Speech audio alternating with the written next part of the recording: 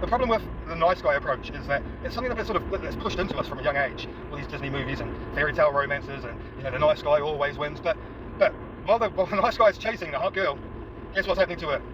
Yep, she's getting banged left, right, and centre from the not so nice guys, the bad guys, the guys that she complains about and moans about. Oh, he's such an arrogant arsehole, he's such a this, he's such a that. So then you decide that the best way to get this girl is to be all those things that he's not. All those things that she complains about, you try and be all those things that he's not. So you're nice to her, you pander to her, you look after her, you do all of these amazing things you're there for emotionally. But what happens? You get friend zoned. You get put into the friend zone. Why do you get put in the friend zone? Because you're being a nice guy. Why do nice guys get put in the friend zone? Because they're not prepared to lead. A woman wants you to lead. They want you to take control and lead. Now that doesn't mean being a chauvinistic arsehole and control freak and controlling every ounce of their lives. Fucking far from it.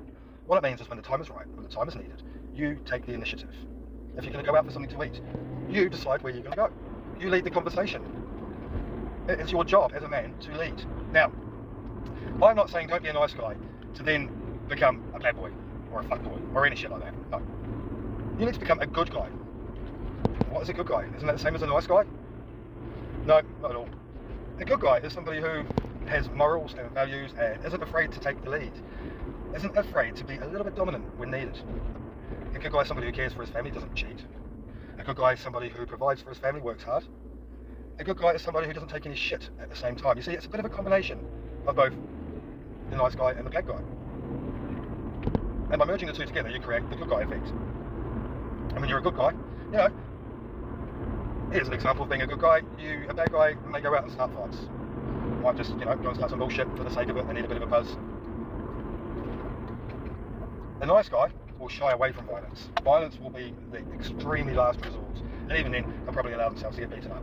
A good guy will defend himself and those around him when it's morally right.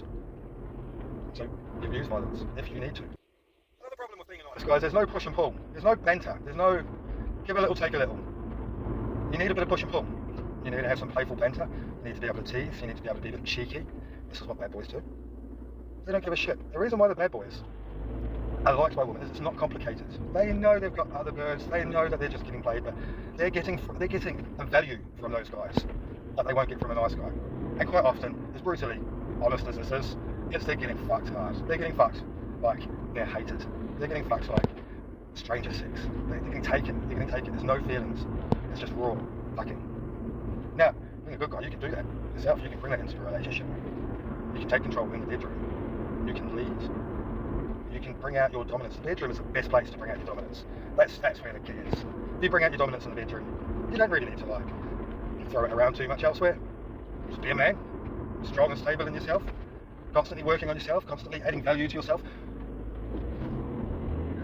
And stay out of that friend zone. Stop being Mr. Nice Guy. Stop being a white knight. Get a grip. Do you think that 10 out of 10 women that you'll see when you're out on a night out are hard to get? If you've got the right game, they're not. They don't get approached because men are intimidated by them. Men don't want to be rejected.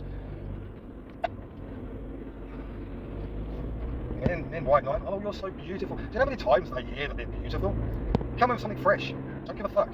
Go in there with I don't have any goal as to the outcome for this. I'm just going to go in and I'm going to have a laugh. And what you're actually doing is, it doesn't matter how pretty they are. If they're a dickhead, they're a dickhead. And what you're actually doing by going in, approaching, having a bit of banter, is you're just gauging to see if she's a dickhead or not. And if she is, walk away, go find another one. Half the world's covered in vaginas.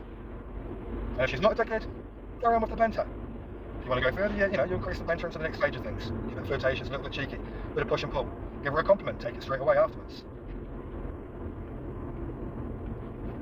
I like that weird thing you do with your eyes when you're talking to me. It's a bit strange, but it's kind of cute at the same time. Push and pull.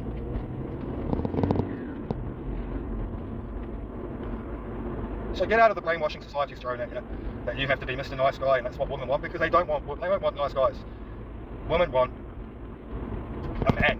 A man. Be a man.